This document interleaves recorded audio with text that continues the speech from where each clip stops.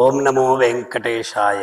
కందర్పకోటి సదృశం కమనీయ వేషం ముక్తావళి లలిత కంఠముదారహారం పీతాంబరద్యుతి విరాజిత దివ్యదేహం శ్రీ వెంకటేశమజమాత్మని సన్నిధత్తాం. లక్ష్మీనాథ సమారంభాం నాథ యామున మధ్యమాం అస్మదాచార్య పర్యంతాం వందే గురు పరంపరాం.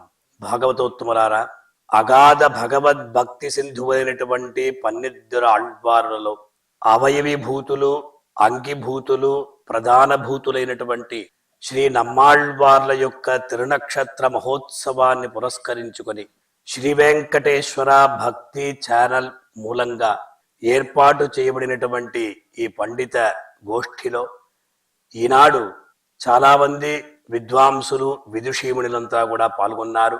మధుర కవి ఆళ్వారులు ఎప్పుడైతే అయోధ్య నగరం నుండి దక్షిణ దేశంలో ఒక తేజస్సును చూస్తూ ఉంటే ఈ తేజస్సు ఎక్కడి నుంచి వస్తా ఉంది అని అలా వారు అనుసరిస్తూ తిరుక్కురుగూరు చేరుకున్న తర్వాత ఆ తేజస్సు అనేది సామాన్యం కాదు, ప్రాకృతం కాదు, అప్రాకృతమైనటువంటి తేజస్సు. అదే నమ్మాళ్వారు. వారే పరాంకుశులు. వారు మాట్లాడతారా, వారి యొక్క స్థితి ఎలా ధ్యాన స్థితిలో ఉన్నారు. అప్పుడు మధురకు ఆళ్వార్లు ఒక చిన్న రాయిని అక్కడ చేశారు. తర్వాత ఒక చక్కటి వేదాంతాన్ని కూడా అక్కడ ప్రదర్శించారు. తర్వాత ఆళ్వార్లు మాట్లాడారు. అటువంటి ఆ నమ్మాళ్వారులు ఉన్న చోటు నుండే సమస్త దేవదేవుళ్ళంతా కూడా వారు ప్రత్యక్షంగా వించుకున్నటువంటి మహనీయులు. వారు రచించినటువంటి దివ్య ప్రబంధ 4 వేద సారభూతములుగా 4 దివ్య ప్రబంధాలుగా అక్కడ వెలుగొందుతున్నాయి. దాదాపు 1298 పాసురాల్ని వారు అనుగ్రహించారు. 39 దివ్య దేశాల్ని వారు మంగళాశాసనం చేశారు. శ్రీమతి హిరణ్మయీ వాసుదేవన్ నమ్మాళ్వార్ల యొక్క తిరువాయిమొഴി. అందులో మొత్తం మనకు 10 పత్తులు ఉన్నాయి. ఒక పత్తు అంటే 100 పాసురాలు. మొత్తం కలిపి 1102 పాసురాలు ఉన్నాయి. వీటిలో ఉపదేశపరకమైనటువంటి 10 పాసురాలు ఉంటాయి. ఒక్కొక్క పత్తులో కూడా నమ్మాళ్వార్లు ఈ లోకంలో ఉన్నటువంటి మన వాళ్ళకి అందరికీ కూడా ఉపదేశాన్ని ఇస్తారు. అంటే మొదటి పత్తులో ఉన్నటువంటి అంటే ఉయర్వర ఉయర్నలం ప్రారంభించి పురుమానిల్బడి ఆయుషంగత్తుడు ఆ చివర ఉన్నటువంటి 100 పాసురాల్లో భగవంతుడికి ఏ గుణం ఉంది, ఆ గుణాన్ని కూడా మనం తెలుసుకోవాలి. అది మాత్రం కాదు, అవస్థలు కూడా ఉన్నాయి. ఆళ్వార్లు 4 అవస్థలు స్వీకరించారు. అవి ఏ అవస్థలు?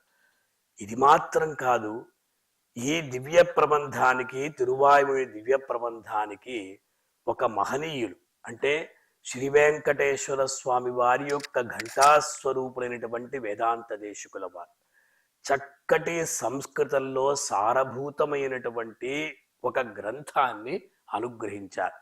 ఈ 3-4 విషయాల్ని మనకు ఇప్పుడు శ్రీమతి హిరణ్మయీ వాసుదేవం గారు తెలియజేస్తారు. మనం అందరం కూడా వింటాం.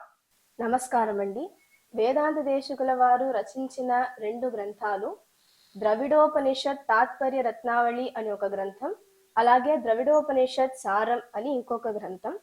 అందులో ఒక శ్లోకం, భాషాగీతి ప్రశస్త భగవతి వచనాత్ రాజవచ్చోపచారాత్ సాచాగస్త్య ప్రసూతాత్వితి పరిజగృహే భూమికా భేదయోగ్య యత్తత్ కృత్యం శృతీనాం మునిగణ విహితైః సేతిహాసైః పురాణైః తత్రాసౌ సత్వసీమ్నః షఠమథన మునేః సంహిత సార్వభౌమి అని.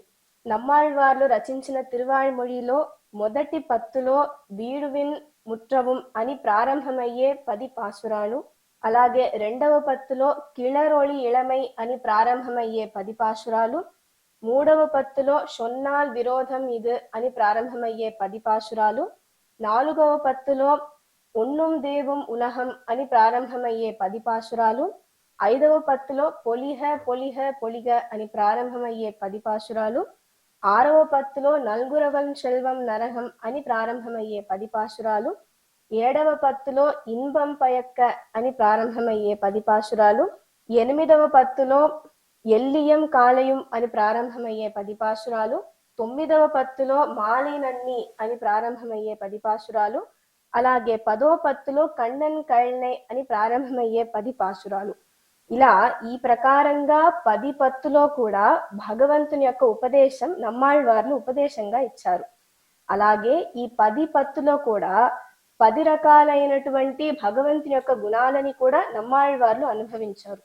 అందులో మొదటి పత్తులో భగవంతుని యొక్క పరత్వం అనే గుణాన్ని నమ్మాళ్వార్లు అనుభవించారు. రెండవ పత్తులో కారణత్వం అనే గుణాన్ని అనుభవించారు. మూడవ పత్తులో వ్యాపకత్వం అనే గుణాన్ని నమ్మాళ్వార్లు అనుభవించారు.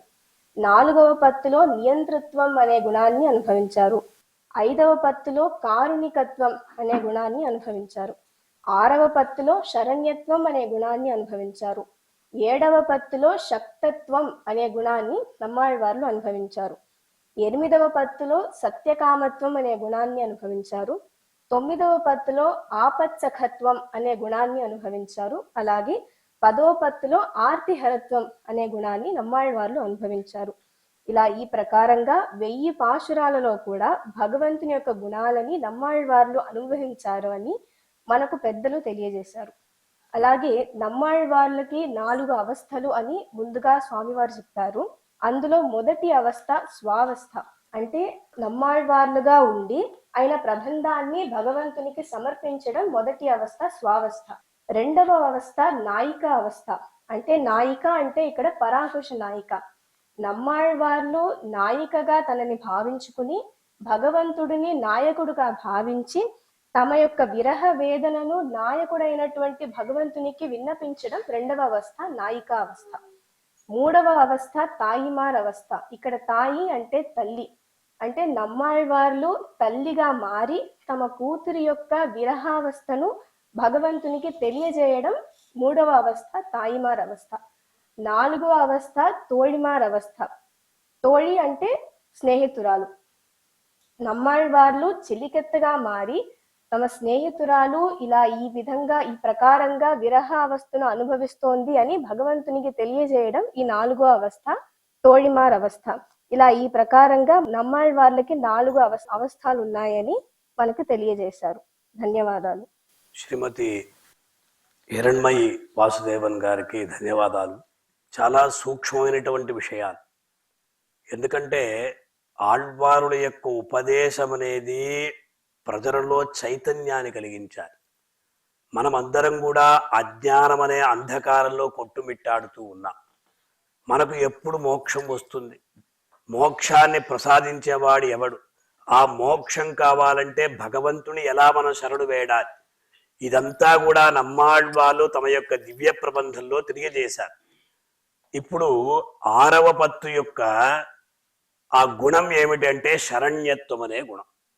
శరణ్యుడు అంటే అందరినీ కూడా రక్షించువాడు. మనమంతా కూడా శరణాగతి చేస్తున్నాం. శరణాగతి అంటే వేరే గతి లేక నీవే తప్ప నితప్పరం బెరుగు అన్న రీతిగా న ధర్మనిష్ఠోస్మి నచాత్మవేది న భక్తిమాన్ త్వచ్చరణారవిందే అకించనో అనన్యగతి శరణ్య త్వత్పాదమూలం శరణం ప్రపద్య అన్న రీతిగా భగవంతుడు తప్ప ఇంక ఎవ్వరూ మనల్ని ఆదుకునేవాడు లేడు, రక్షించేవాడు లేడు, మనకు దిక్కు ఎవ్వరూ లేదు అనేటువంటి భావన మనకు వస్తుంది కదా.